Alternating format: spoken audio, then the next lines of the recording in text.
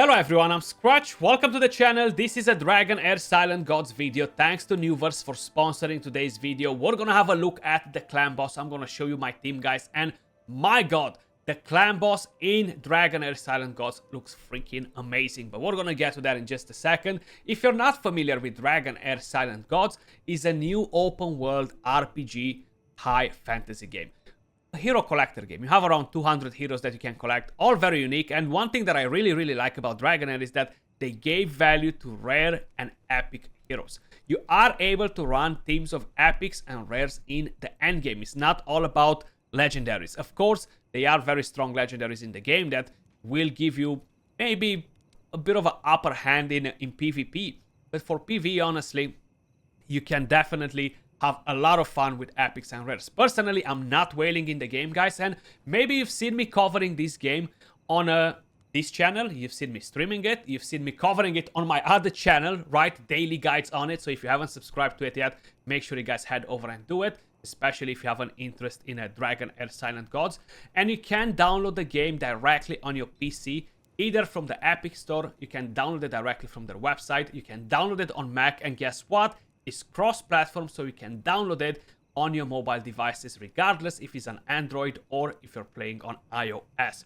And there's a lot of interesting stuff about the game. And I gotta admit it, I got fortunate enough to get sponsored by a game that I genuinely like and I want to cover. So that's why I am covering it on my other channel. I started covering it from the beta like a few months ago. It's been probably 3-4 months ago. The time is just flying, you know. And yes, I'm dropping daily guides on my other channel. So here we are, guys. First thing first, I want to make sure I'm going to add a potion. I want to buff a bit, right? So I'm going to go right here to consumables, and I'm thinking to get in maybe some defense and attack if possible, or maybe HP and attack. I'm kind of like in between. What should I get? Defense and accuracy, that's a pretty good one as well. Attack and accuracy. Max HP and attack. I think I'm gonna go for this because it gives me two stats that I kind of need. With the accuracy, I'm fine for the moment, so I'm gonna get a meat pie. These are consumables that you can basically cook, guys. It doesn't cost you nothing. It's just collecting stuff from the map. Fairly easy and pretty nice to make. So this is the run that we had yesterday. 1.5 million damage with the exact same team. We got the rewards right here. Of course, the higher the rank on it, the better the rewards and stuff like this. But at the moment, I can't go on the highest ones, not with this team. I'm going to try to make a different team later on. So basically, you are allowed to hit this once a day, guys. And here we go. Let's set up our team. Look at it. Looks freaking amazing, right? The graphics, they're just top notch. I'm really loving the graphics on this boss here. So that's our team right there. We have the Captain Aura. This is available. We're going to use that. For whoever is curious how to use them, guys, they're just here on the side. You clicked on the one that you want to use if you have multiple ones and you're getting it in. But this is my team. We are set now. You could initially manual if you want to have slightly better results. But at the moment, we do have 2 decrease attack champions.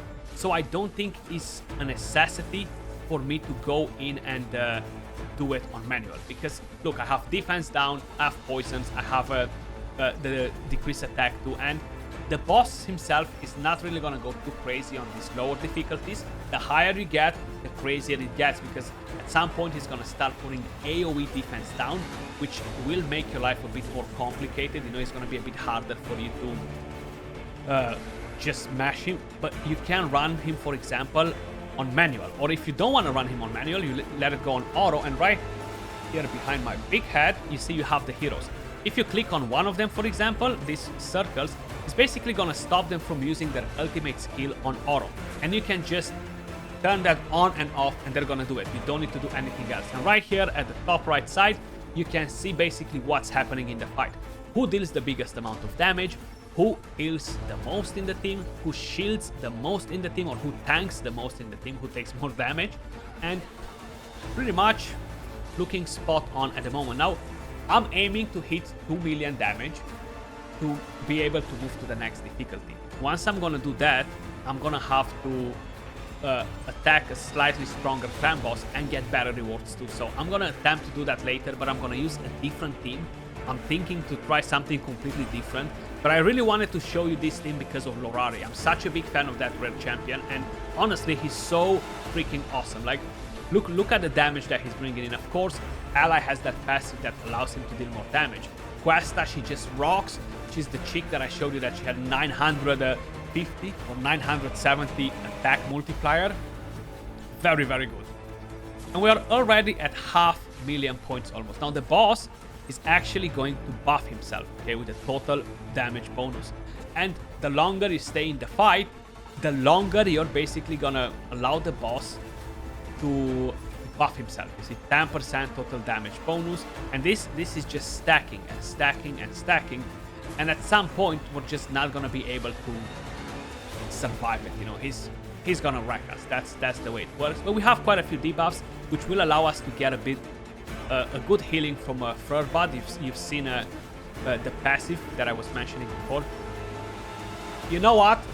A different game, but Skratch still has the issue of pronouncing some of the names. So if you guys don't know me and you're watching my channel for the very first time for Dragonheir Silent Gods, you know what? I'm the #1 butcher. I butcher names like nobody else, and I'm pretty convinced I'm definitely not pronouncing that name correctly. But you know what?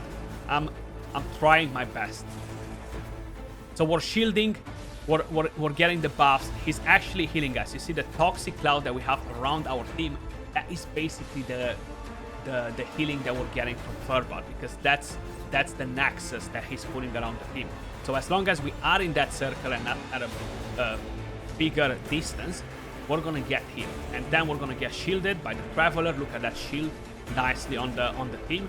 That shield is actually based on her attack, so the more attack I have on her, the bigger the shield.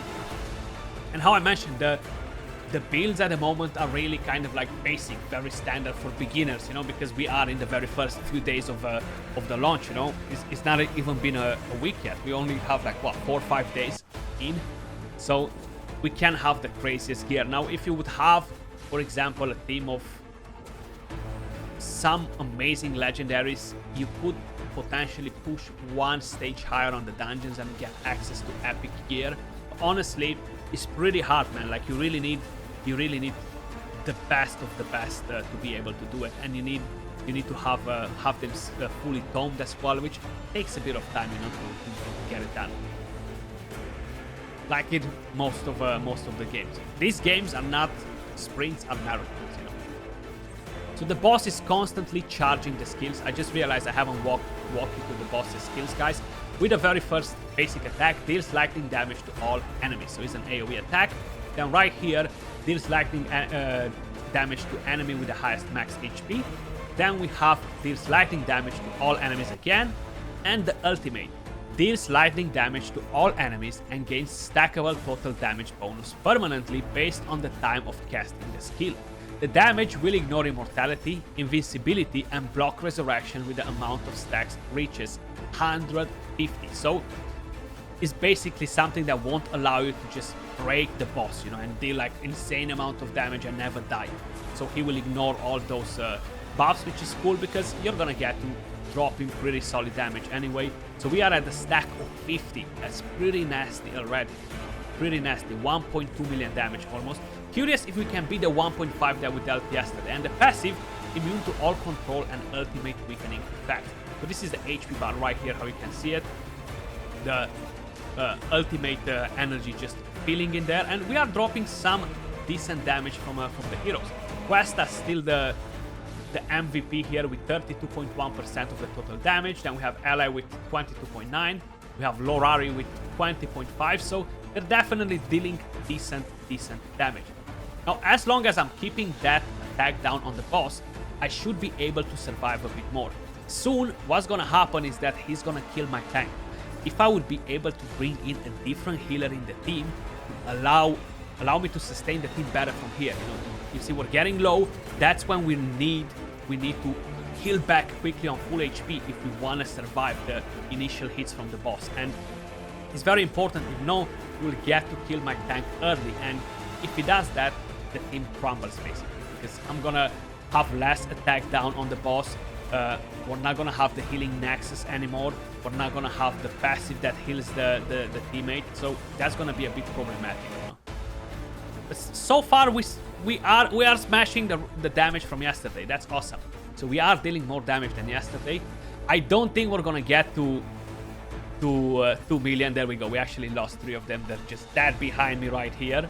But we still have Questa and Lorari going. They're like, you know what? We are not giving up. We are not giving up. Now, what I like about Questa is that with her ultimate, she heals as well. So that's pretty good. But complete. This was the run of the Temporal Vortex, the clan boss in Dragonheir Silent Gods. And we got close to the cap of 2 million.